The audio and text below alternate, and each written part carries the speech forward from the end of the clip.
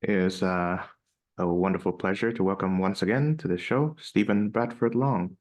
He's the host of the Sacred Tension podcast. Um, Last time we chat on this podcast, we discussed Satanism, Christianity, and tolerance and liberty, amongst other interesting topics. And I hope this one lives up to the previous one. Welcome to the show, For sure. Stephen. Thank you so much. It's so wonderful to see you again. Yes. So I should like to begin by mention two articles which you wrote on Substack within a week of each other. The latest one is titled "The Limits of Satanism," and I would encourage anyone who's listening to seek out these two pieces. The other is "War at the Christian Borderlands." I should like to quote from the latest one. Um, in mid 2023, this is from the article, I started to slowly remove Satanism from my public work. After an immensely challenging year at the temple, I resigned from leadership in December of last year. I retained my membership in TST, the Satanic Temple, and still value the friendships and community, but I've taken a big step back from the organization to focus on other work. So my question is, ever since our last conversation, what has changed? Excuse me. It's a good question. Um, I think several things have changed. One is that for many years, being a Satanist was my primary identity.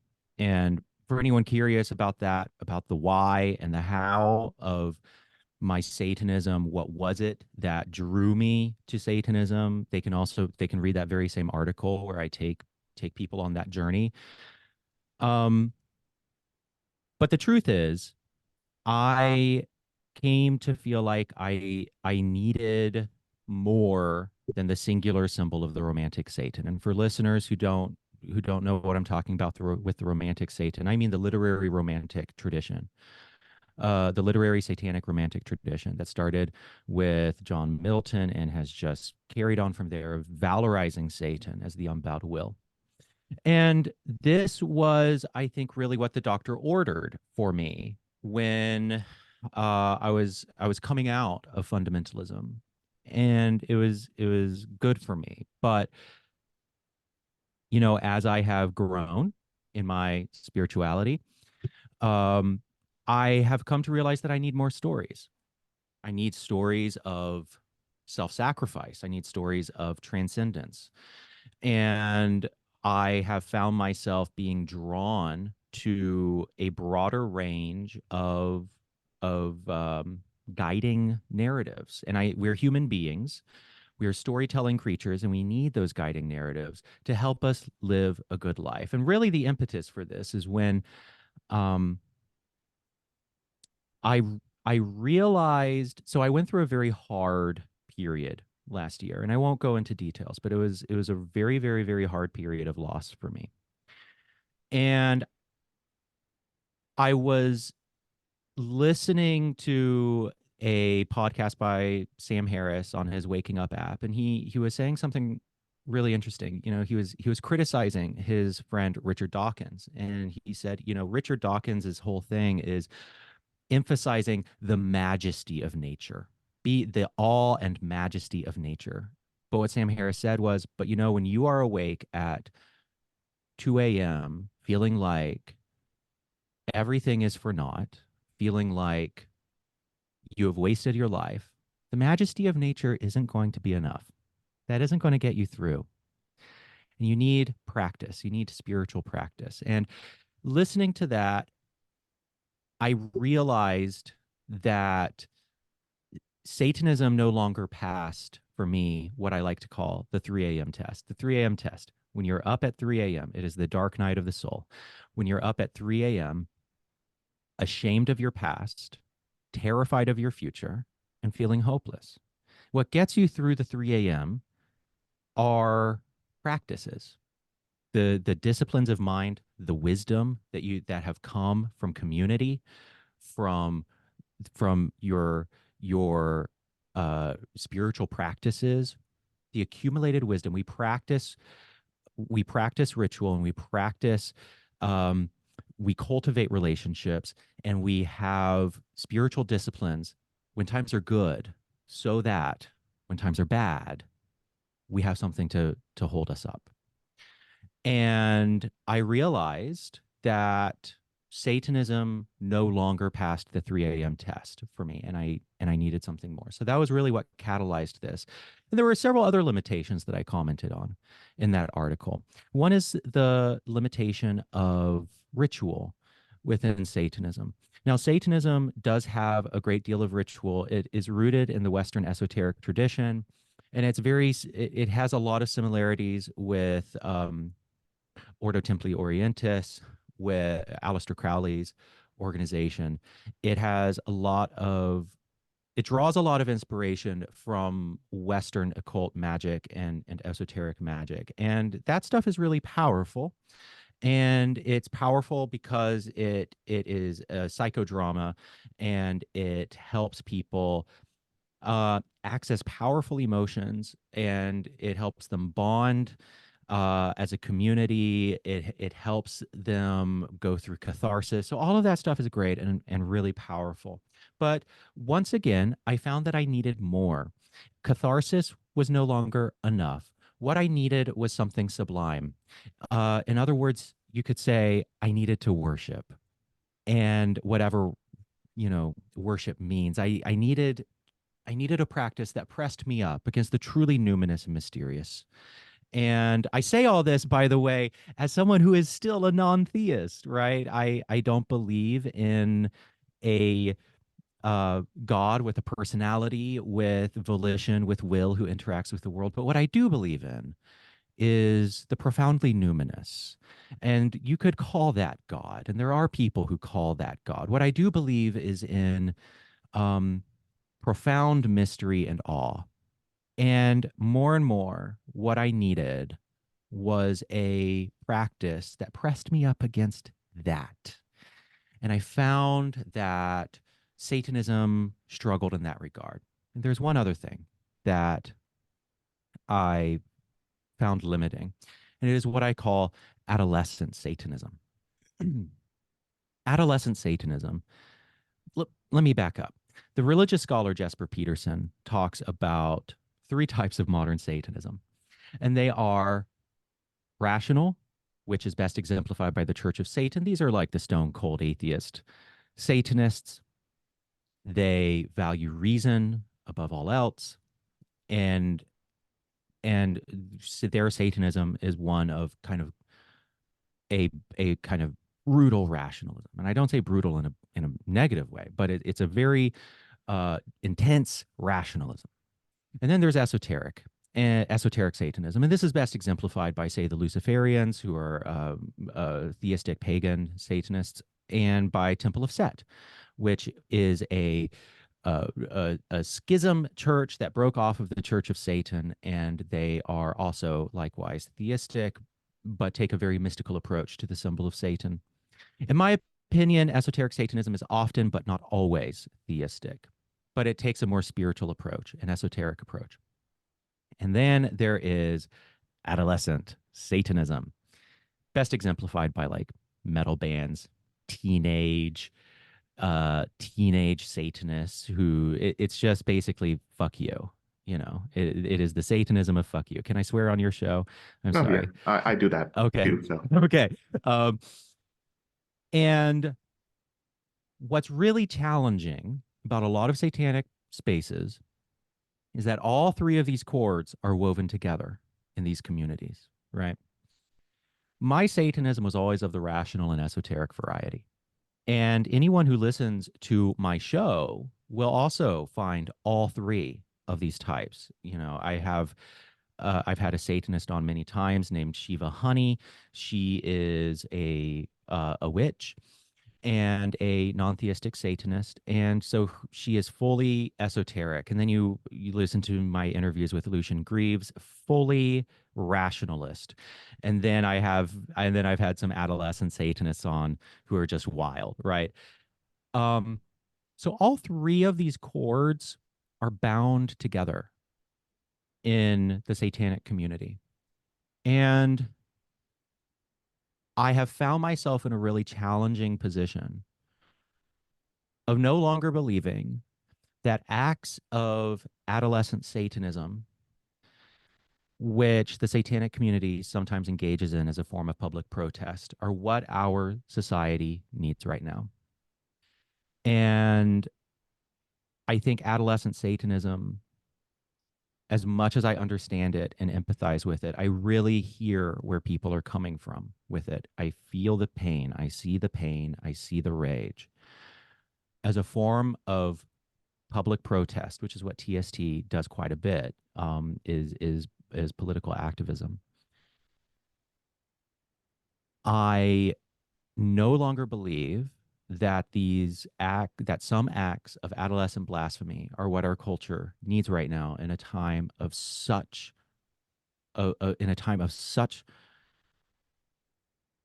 polarizing hatred, right?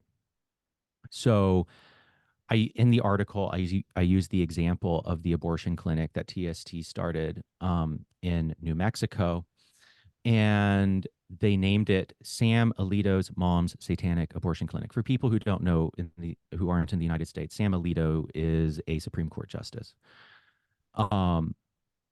And I I laughed when I first heard it. I thought it was funny, and then I thought about it.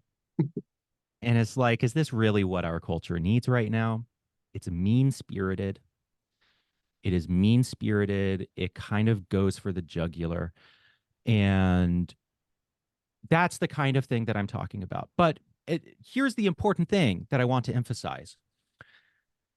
All three are bound up. All three types of Satanism are bound up in satanic religious communities, including the Satanic Temple. And so onlookers look at the actions of some actions of TST, and they see the adolescent Satanism and they assume that it's just a troll. Or people look at the satanic ministry, which is the body of ministers, and they see just the rational and esoteric religion. And as I said in the article, I've seen this break more than a few brains, right? The exact same organization that called their abortion clinic Sam Alito's Mom Satanic Abortion Clinic is the same organization that that has internal rituals, that has a vast internal library of occult literature and religious resources, and has an international body of ministers whose sole job is to care for the community, and it is explicitly religious. And so there's this fundamental paradox at the heart of the Satanic Temple, that, or it looks like a paradox. I don't know if it actually is, but um what I really want to emphasize is this is a complex new religious movement, and I think it's really easy for people to gravitate towards one side of that paradox or the other, and it's like, it's a wide range of different people. All that said, I really tire of having to defend actions of adolescent Satanism because of my proximity to it. And I have better things to do with my time. And what I really want to do is move on to cultivate a broad coalition to work towards uh, common goals of recognizing shared humanity, shared struggle, and fundamentally liberal values, philosophically liberal values of free speech and human rights. In order to do that, you have to talk across divides. In order to do that, you have to build a strong, broad coalition. And we're not going to do that by being adolescents. So am I still a Satanist? I think in a meaningful way, yes. I have what I think could be described as a satanic personality. I am drawn to the occult to the esoteric. I'm drawn to dark aesthetics. People watching can see my office. It's full of spooky things, right? So I like horror. I'm drawn to spooky things. I'm drawn to the transgressive. I'm drawn to things that make people uncomfortable, right? I also continue to love the romantic Satan. And I think a lot of people want me to denounce Satanism. There are all these Christians who are salivating for my conversion. They're just waiting for me to convert, and they want me to denounce my Satanism. And I'm not going to do that. Instead, what I'm doing is I'm incorporating, I think, the that romantic literary tradition that so inspires me into just a broader pantheon of stories. And so if I am a Satanist because of that, then I am also a Dostoevskyist. I'm also a Middle Earthist. I'm also a Shakespeareist. I'm also a Stephen Kingist. I'm also a pagan. I'm also a Christian because I find the story of Christ so inspiring. I'm also a Buddhist. So I am embracing a broader range of inspiring stories. And then I think in a more fundamental sense, I might not be. I might not be a Satanist because if a religious scholar were to follow me from the moment I wake up to the moment I go to bed, at this point in my life, I don't know how much Satanism they would find in practice. I think what they would find would be honestly probably like a secular humanist Buddhism. I meditate every day and I take that mindfulness practice into the rest of my life. So if anything, if your religion is what you do, right? And I think there's a strong argument to be made for that we do religion. So if religion is what we do, then I'm probably more of some kind of secular humanist Buddhist. So I but also, I'm happy to just let other people fight over what I am. I'm happy to just let other people do the labels right now. So that is a very long-winded answer to that excellent question. Thank you. I would also like to move on to that piece which you wrote preceding the Limits of Satanism piece. It's called War, the Christian Borderlands. The date of upload is at the same time Valentine's Day as well as Ash Wednesday this year, February the 14th. So Oh, I didn't realize there was Ash Wednesday. yeah.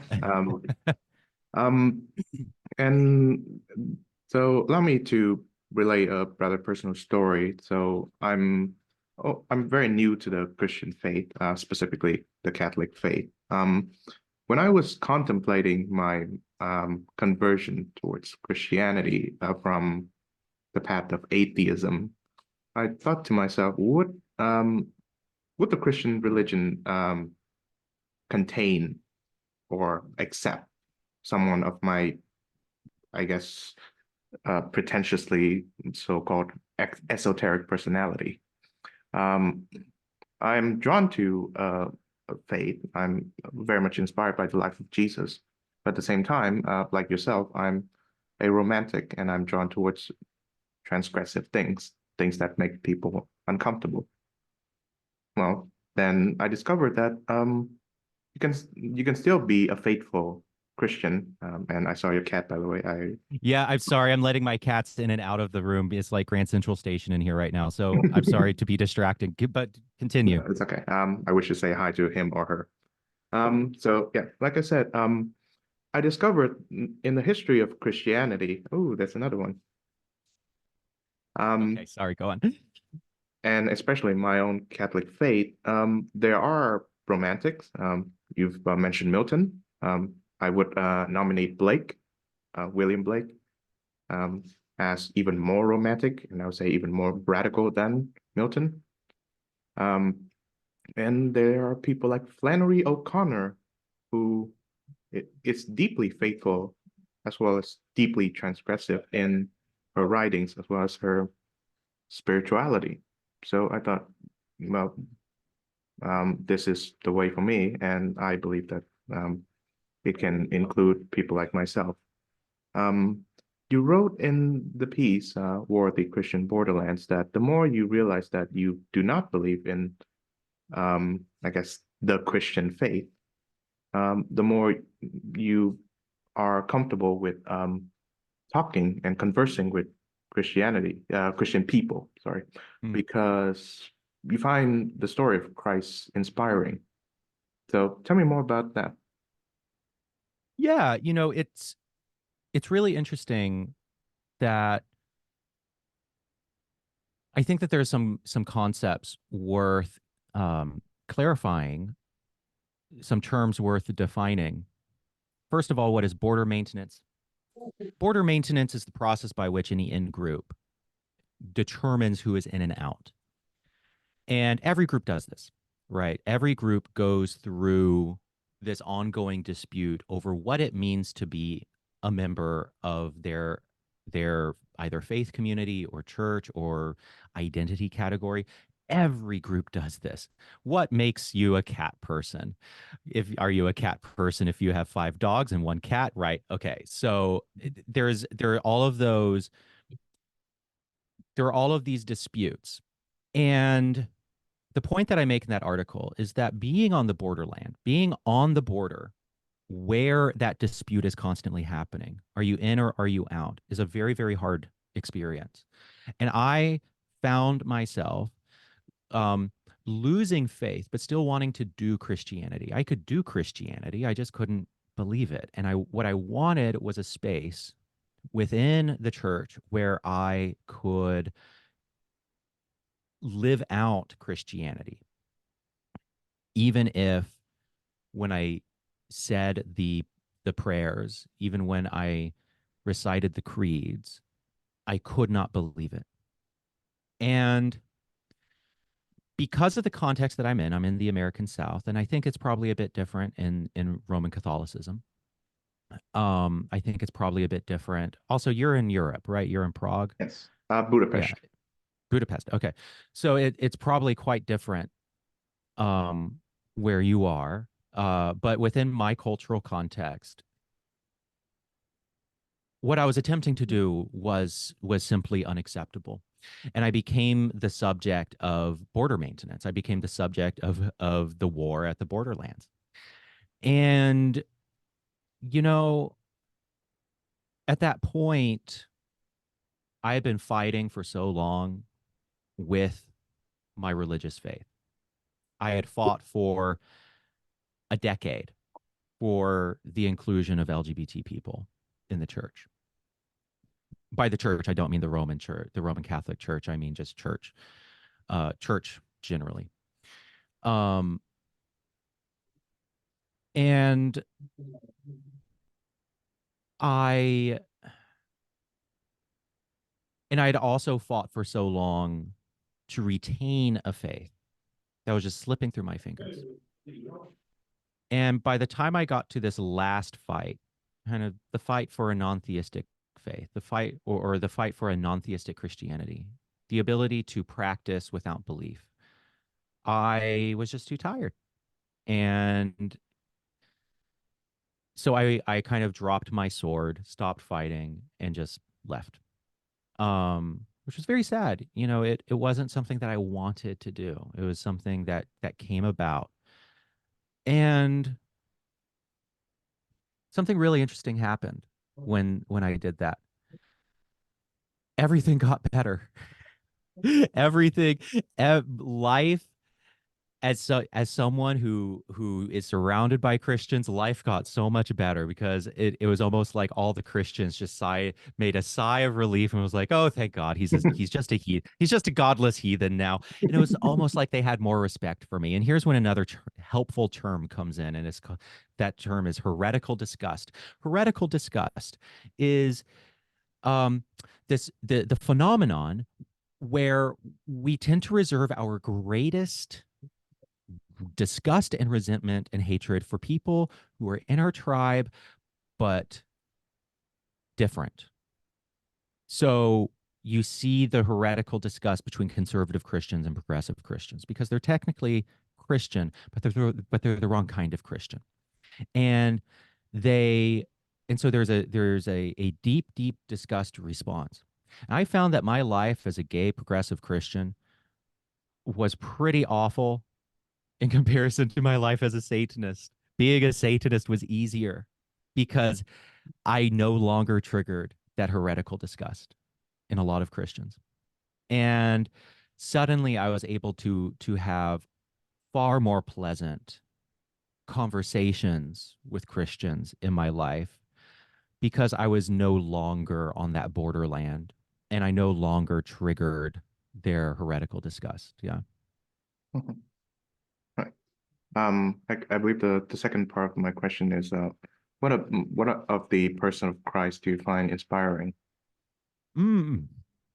I'm reading I'm reading the book Dominion right now Hmm. by Tom Holland. Not the And Spider-Man, the British presenter. yeah, not Spider-Man. Tom Holland does not have a side gig as a venerated British historian. Um, it's and the whole thesis of that book is the degree to which Christianity has shaped our culture and our civilization, and just how radical the person of Christ was, and how how that the story of Christ just turned civilization upside down. The first shall be last, the last shall be first. The only people who were deified um, in the ancient world were the heroes, the mighty, the beautiful, the powerful, those who raped and pillaged, those who slaughtered thousands, those who conquered. Those were the ones who were deified. And the idea that Christ on a cross suffering a a criminal's death in the most humiliating, torturous, barbaric, horrific form of death in the ancient world, that figure becomes deified, that the first shall be last and the last shall be first. That was a blasphemy that turned civilization upside down.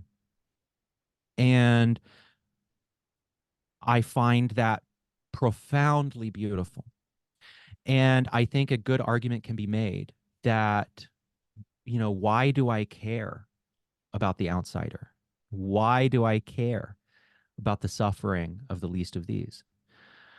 I care about them because my morality is fundamentally Christian, because I am an inheritor, I am a child of Christian civilization, and I have received that morality. And I also think that the image of Christ, the story of Christ, is just a sublime story of ego death. And we all go through crucifixions, and we all at some point have to go to them willingly. And we all have to face our Garden of Gethsemane, and we all have to carry our cross, and we all have to get crucified on it. And that is our ego, that is our dreams, that is our hopes, that is our deepest aspirations. And and in that process of being in the Garden of Gethsemane, sweating, sweating blood, and then carrying the cross, and then crucifixion of the crucifying the ego, there is a resurrection that comes from that, and there is a resilience and a resurrection and a rebirth that we experience. And so I find sublime metaphysics in that story, and it's a narrative of self-sacrifice. It's also a narrative that teaches us to care deeply about the suffering of others, and that in Christ's suffering he cares, he abides in the suffering of the world. That's a sublimely beautiful thing, and that's a model for our own lives. By suffering ourselves, by being a conscious creature in the throes of suffering, whatever it might be, because each of us, every single one of us, is going to lose everything we love. That is the human condition. Every single one of us will get sick, we will die, our loved ones will die, the things we love most in this world will perish. That is the human condition. And by confronting that fact, by mindfully carrying that cross, we can suddenly abide in the suffering of others. And there is a redemption in that. And there is as C.S. Lewis wrote, a deeper magic. and there is a resurrection in that. So that is the and I can say more about that, but I'll leave it at that for now. Okay.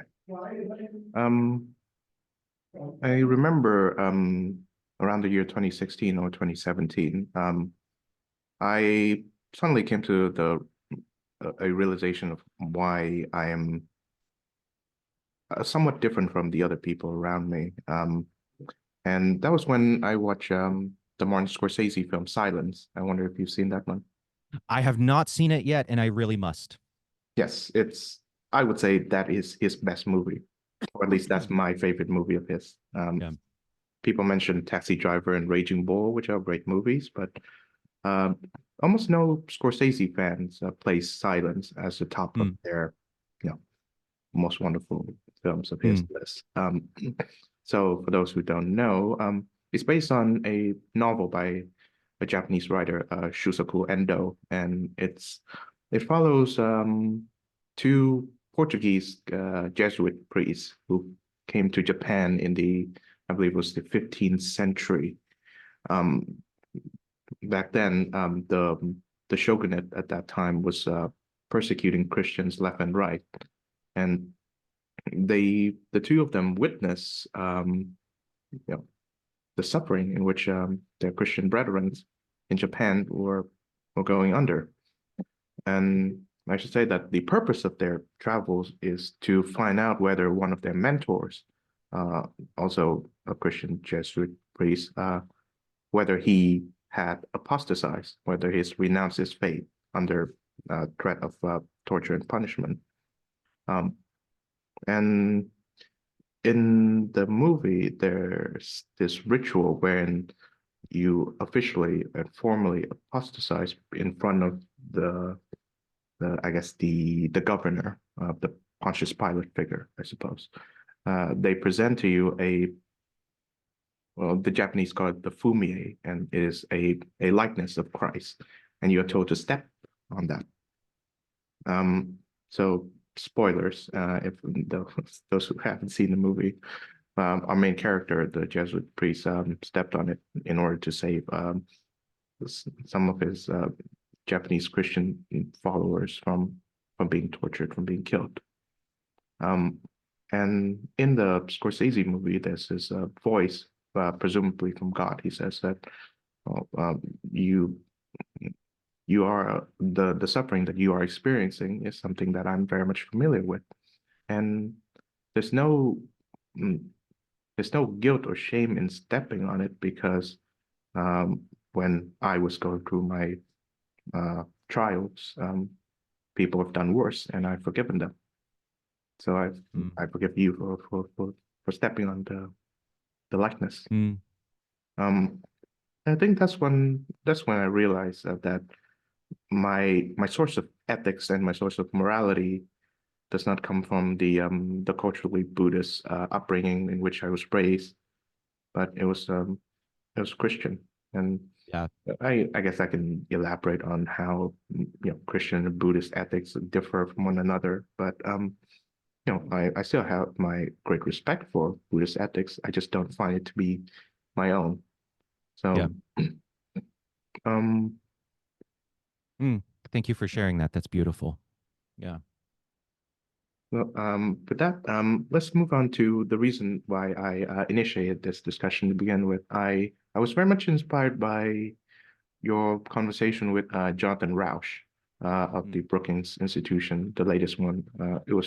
I believe it was recorded in the wake of October the 7th, That's right. where Yes. Hamas triggered a horrendous attack on Israeli soil.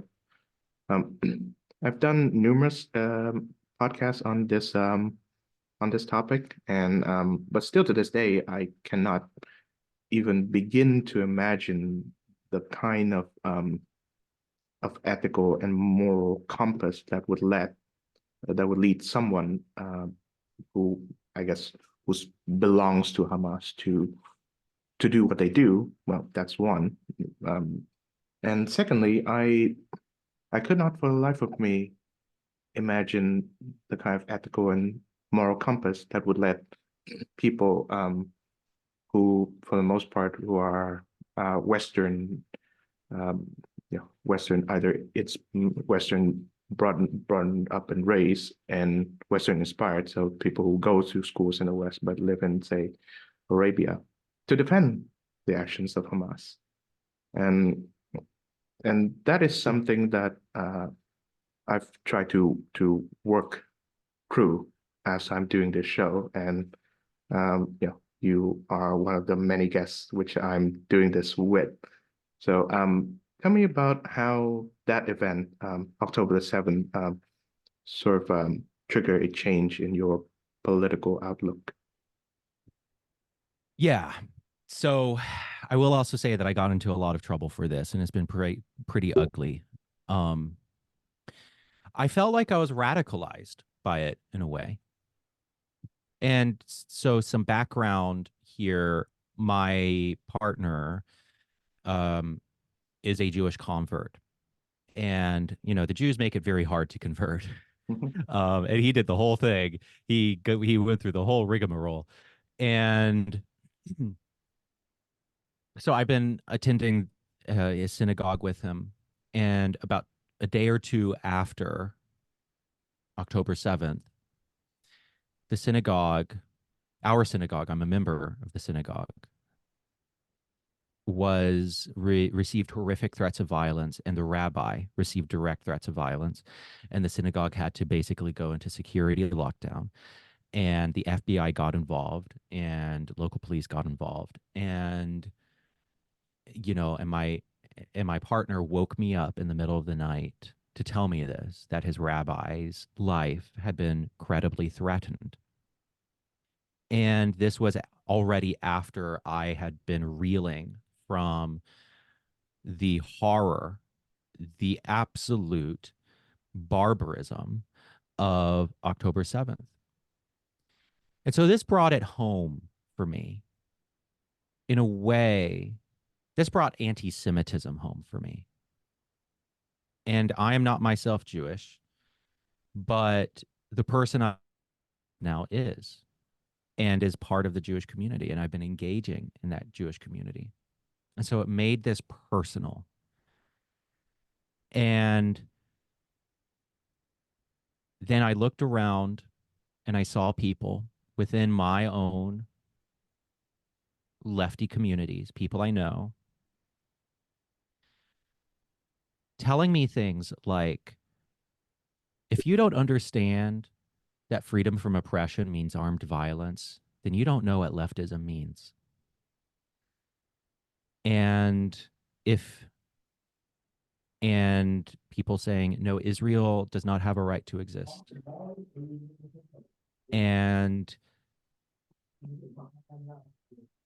on and on.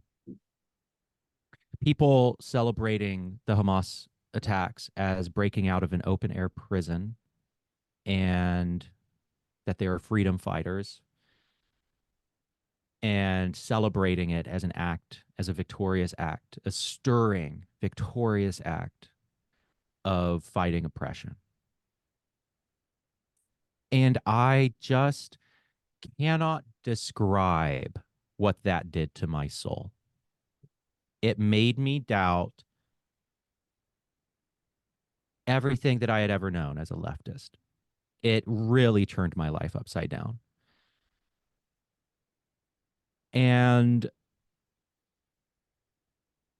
it uncovered a moral rot that I think that I had just been previously aware of. And now, of course, none of this means that people cannot have strong criticisms of Israel. I absolutely can.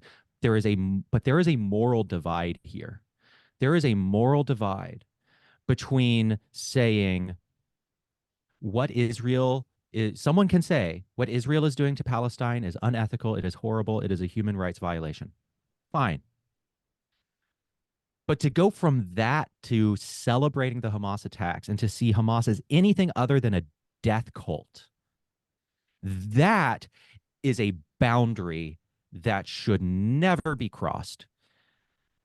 As my friend Helen Lewis from The Atlantic said in an Atlantic piece, the leftist who failed the Hamas test. Can leftists condemn Hamas without qualification, and too many leftists just completely fell flat on their fucking face. And I was just appalled. I had never been more appalled in my life. And so Roush, great man. He's a wonderful man. He heard me talk about this and he heard me say, I don't even know if I'm a leftist anymore. And because I was still processing all of this, my world had kind of been turned upside down. And he said, I want to do an interview with you. He said, I want to interview you and on your own show and talk about your journey. So we did, and it was a great conversation. You listened to it. I talked about, the journey that I've been on away from the far left and just the what that looks like. And I'm now just left of center. I think in a lot of ways I'm just a normie left of center liberal, um, American liberal. And um, I won't go into details, but the response to it was hideous. I got some of the worst treatment from friends and colleagues for what I consider a very anodyne confession, taking two steps to the center. You would have thought that I had been radicalized. I mean, actually, I was accused of being radicalized to the far right. I was accused of being inducted into some kind of cult. I was accused of other um, hideous things that I won't go into, and I won't go into details because I still respect and love a lot of these people. So I won't name names and I won't call anyone out. But it was heartbreaking. And um it really did fuck up my life. I'm in I'm in this place of just kind of reforming myself. Um because I tried to be honest, and that honesty was um unacceptable in my social circles. And I've lost a lot of friends. There are a lot of friends who I don't know if I'll ever talk to again. And that's very sad. That's very, very sad to me. So there you go. That's what's happened. I'm I believe I had the same, I guess, soul searching, although not to the same degree as you do, around the years 2020 to 2021. I think it began around June of 2020, and it perhaps ended around, say, the same time in the following year. I believe there was what the reaction towards um, the October 7th attack was somewhat preluded by a similar round of rocket fires by Hamas on Israel soil around that time. And um, I can't say that I'm too surprised by the reactions after October the 7th by those who call themselves pro-Palestine, but really are just anti-Israel. But I was grossly shocked. Yeah, Um, it's appalling. so during the time of 2020, I've sort of decided that I follow the tenets of conservatism. Um, I I see that many I see that the reactions around what happened to George Floyd is overblown. What happened to George Floyd is obviously an ethical failure, but that does not excuse there's a rioting which is already inexcusable, but the rhetoric of America being a systematically racist place, that's not something that I find. And so at that time, I was moving more and more to the right. But beginning of last year, another, I guess, shocking event happened, and that is January the 6th, which Mm. Mm-hmm. at that time, I did not call myself a Trump supporter, but I did call myself a Trump apologist. I was I was kind of like I would not vote for Trump, but these actions, these things that Trump do are a reaction to, liberal excess or elite takeover, or Mm. it goes on. Um, and I found that the right, many voices of the right are expressing the same kind of, I guess, morally compromised defenses of what happened at that at that age. And then it took me months, really, but I came to the um, I came to questioning why someone can call themselves conservatives, as in you defend the American Republic, and excuse such a horrible, flagrant violation of the Republican democratic spirit. And Yes. two, whether I can still call myself a conservative and still think and think rather lowly of at that time President Trump and now ex-President Trump. Um, and what is and it's something really I guess unexpected happened. I discovered William F. Buckley Jr., who Mm. was also Hmm. like a catalyst for me to become a Catholic. Um, so there was a time um, when I associate being a conservative with punching back at the left. Mm. Uh, you know, I hear people. I suppose Ben Shapiro is one example, but there are worse examples I can name who counters like left wing platitudes and paradigms with I guess so-called facts and logic. But people like Buckley, as well as the entire political, philosophical, intellectual corpus that he came out of, presented me with not just arguments against the left, but an entire intellectual framework wherein I can ground myself into as a political actor. And also his charming and polite and you know upper class, so to speak, demeanor um, is a refreshing breath of fresh air compared to, I guess, someone like Tucker, for example. So, Or Milo Yiannopoulos, guys like that. Yeah. yeah, I think Milo was like irrelevant even at that time when I was like being introduced to Buckley, but I never seen him in a positive light anyhow. But Yep. but it is miraculous really that someone like Buckley who had passed away long before uh, Mm. I even become interested in politics can inspire me to to think critically about where I stand politically. And even still to this day, I find myself being inspired by him and in his thinking as well as some of his Mm. positions. I still call myself a conservative, but I don't think labeling myself as a person of the right is appropriate anymore. Yeah. No, I hear that, and clearly I need to read Buckley. I've never read him, so email me a book to a title to read because I need to read more conservative thinkers. Um, what you were just saying made me think of one of my own great inspirations, who is Andrew Sullivan. Mhm. Um, and he describes himself as a conservative. And, you know,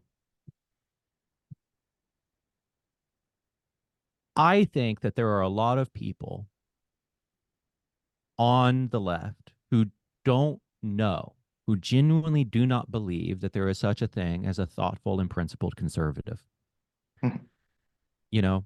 And I think that the same is probably true on the right as well, that there is just no such thing as a thoughtful, decent, grounded, principled leftist, and they do exist, right? And so one of the things that I'm trying to do on my show, and one of the reasons why I'm having conversations like this one, is to just show people You know, you don't have to agree, but at least recognize people's honesty and integrity and their principles. At least recognize that and recognize that there are people of good character who disagree with you. Because I really think that there are a lot of people just don't believe it.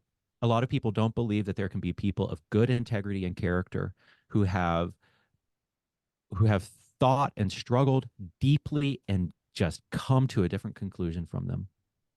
Um, so I'm hearing everything you say, and I really appreciate it because what I'm hearing is someone who is principled and who has integrity. And even if that integrity leads someone to a different position than I am, you know, I'm at the point where I value integrity and character over whether someone agrees with me. I would rather be in the company of someone who thinks I'm wrong, but who has integrity than someone who thinks I'm right and who's a complete, you know, completely immature, awful, shallow person, right? I would rather have someone be in the room with me who is of strong character who disagrees with me than someone who is uh of weak character but aligns with me on every point, right?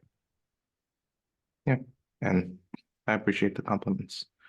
Yeah. Um, so I do hear there are several commentators from both the left and the right who says that politics has become like a religion to Americans, which is for me it sounds reasonable, but it kind of throws religion under the bus. So Yeah. I take that with a grain of salt. But Yeah. what I do come to the conclusion of is that Americans seems to have made a religion out of politics, and that can be dangerous because the engagement that someone like myself reserve to religion is not the same kind of engagement that I would reserve to politics, and to confuse the two is um, is dangerous. So I'd like to hear Hmm. your thoughts on that. Hmm. Yeah, you know, this is one I struggle with. um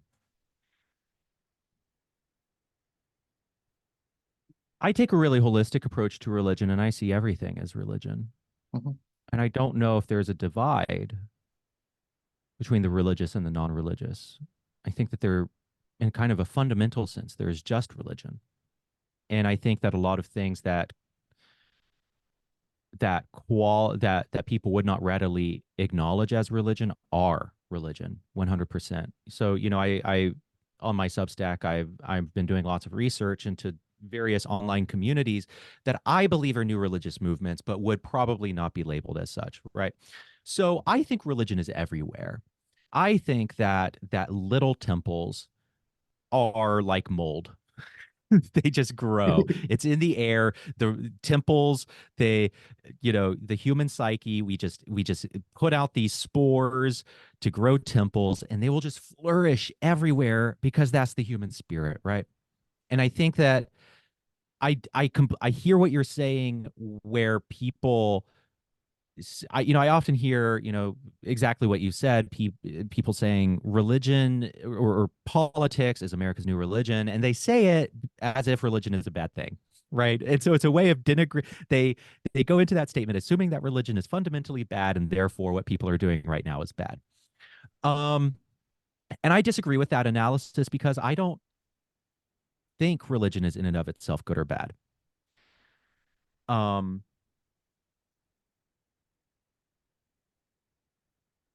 it's hard for me to know where my political ideals where my religious ideals stop and my political ideals begin. I don't it's hard to find the seam between those things, right? And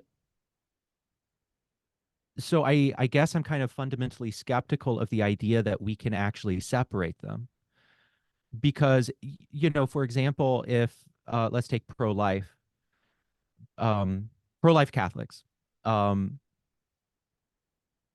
that is a fundamentalist or that is a fundamentally religious belief.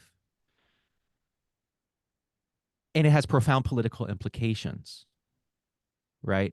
It has profound political implications for the world and also how someone will live their individual life, which will just radiate out into. And so, I forget the scholar who said the personal is political, the religious is political. And so, on the one hand, I 100% hear you, and I believe strongly in the separation of church and state. I believe that that is necessary. Um, and it's necessary in order to preserve religious freedom so that we don't have a theocracy in the United States. On the other hand, I think one of the things that maybe many of my fellow atheists have trouble grappling with is just how much religion is a totalizing worldview. And so it has political implications. And this is, I don't know the answer to that. I don't know how to square this circle. And um I guess that's where I am right now. Because I think religion, we all say, contemporary society wants to say, you have your faith, but keep it behind closed doors, right? But we all know that that is not how religion works, because we can't help but take religion out into the world, which inevitably means taking it into politics, right? And so we all say, oh, let's just keep religion behind closed doors, just practice it at home, et cetera, et cetera. Almost like it's a weird, gross sex practice that we don't want to know. It's like, whatever you do in the privacy of your own bedroom, just leave it there. That's the way we think about religion. But that's not how religion works. Religion is bigger than that, and we inevitably take it into the public life. So I don't know. It's a hard thing for me to square. And I think this is where we can end. I recently finished Ayan Hirsi Ali's book, Infidel. And Mm, you know, still to this day, she remains a controversial figure, although in my book, a very courageous one and a very mm, brilliant one. I understand that she's going to debate Richard Dawkins, whom you mentioned earlier in this conversation, in May of this year. So if you have a chance to check that out, I I think it will. would be interesting. Yeah. Um, now, Percy Alice's thoughts, as well as her life story, presents a very complicated dilemma, which I do not believe Western society has resolved. Um, in order to have a healthy multi-religious society, and yeah, there's multicultural, but I'm sticking with multi-religious at this point. You have to tolerate this totalizing worldviews that at times may seem at odds with the foundation in which your society has been built on. So you've alluded to Tom Holland's book, where he says that Western society is built on the foundation of Christianity or Judeo-Christianity. So how can that society accommodate views that are inculcated in, well, I guess, Islam or Hinduism without, say, altogether tolerating some of the aspects of both Islam and Hinduism that runs counter to, um, I guess, the Western ethos of liberalism and tolerance. For example, the caste system is built into the Hindu faith, and current manifestations of um, Islamic practices involve, say, harsh treatment against either apostates or non-believers. Um, so you've been a fighter for religious tolerance when it comes to your own faith practices. So I'd like to hear your thoughts on this.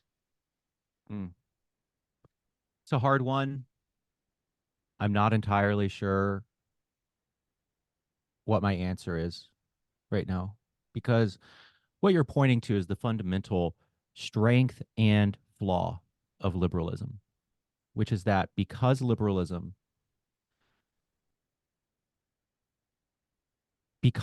of the principles of liberalism, of free thought and pluralism, religious liberty, it is That is its strength, one of its many strengths, but it's also one of its deepest fragilities.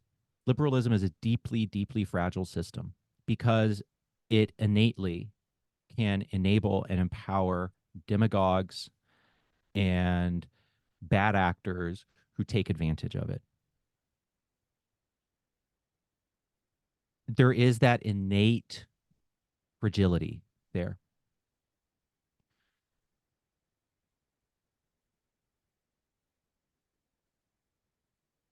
I think that the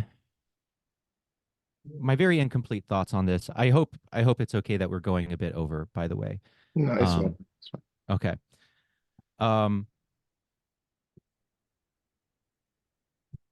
the principles that the US government are based on and the principles that it upholds are first and foremost cultural principles that are founded upon covenant. For example, I think that we all saw when President Trump became president, and then with January 6th, um, we all saw just how fragile the presidency was, and that it's actually based on covenant. It is based on norms. It is based on it is based on cultural norms and agreements. And Trump violated the covenant. He violated the covenant by not committing to a peaceful transfer of power. And more than anything, yes, that is a legal issue, but more than that, it is a cultural issue. It is a cultural covenant that we all agree, not just the president, but you and I, and everyone on the street, we agree culturally to a peaceful transfer of power. What happens when the culture rejects that? The system is upended because and this is also true of free speech. Free speech is first a culture, and we cannot throw away the culture of free speech and expect the laws of free speech to be upheld because the laws are actually really fragile. I think that there might be a similar principle here where liberalism is less of a set of of decrees. It isn't a set of decrees or statements. It's rather a method. And it is a method of acquiring truth, and it is a method of engagement. It's a temperament, right? Jonathan Rauch talks about this in the Constitution of Knowledge. And within that, and so the comparison I like to use is the scientific method. Liberalism is like the scientific method, where there are scientists who have big disagreements with each other, but they're undergirded by the scientific method, right? And that provides a context for them to disagree, hash it out, come to truth, figure out truth together. Liberalism is similar. And so I'm not concerned about diversity of belief, even beliefs that I find very toxic, as long as they adhere to the method of liberalism, to the methods of liberalism. There are people who believe things that I consider absolutely evil and atrocious. But because they adhere to the system of liberalism, we are made stronger as a community because of them, right? Because again, as Jonathan Rauch points out in the Constitution of Knowledge, disagreement is actually required for it to work. Disagreement is required. Pluralism is required for this great experiment to function. But what happens when someone falls outside of the method of liberalism, of the rules and norms of liberalism? What happens when someone breaks the covenant? And there are cultures that do break that covenant. There are cultures that have a radically different understanding of how reality ought to work than we do. That is something that I am not prepared to answer the question, how do we deal with that? I have no idea. But obviously the first thing to do is to acknowledge that it's real, that it's a problem. And, Ayan Hirsi Ali, I think, says, well, we just need to shut down Muslim schools. Um, I'm not prepared to do that yet. I'm not prepared to say that, but I acknowledge the problem, and it's a real problem that there are some cultures, some religious, and of course, I have to clarify, hashtag not all Muslims. I think most Muslims in the United States would fundamentally fall under kind of a more liberal mindset, right? But there are many others who don't. Um, that's a long way of saying I don't know, but that I acknowledge the problem, and it's something that I've wrestled with a lot, as someone who is passionate about pluralism. But I think that I have shifted from kind of a let a thousand flowers bloom kind of free marketplace of ideas absolutist, no matter how toxic or dangerous or disgusting, just let them rip, let them go, just let them flourish, let the worst demagogue speak. I mean, really being a free speech absolutist. And I'm still kind of that, but um I've shifted, and maybe this is just a mark of growing up, maybe this is just about, maturing. But now I understand that in order for that to work, there have to be underlying principles. Relying simply on the marketplace of ideas is like saying, everyone can drive, but there are no stoplights and there are no traffic lights, right? Well, what you get is a fucking wreck. And so what do we do?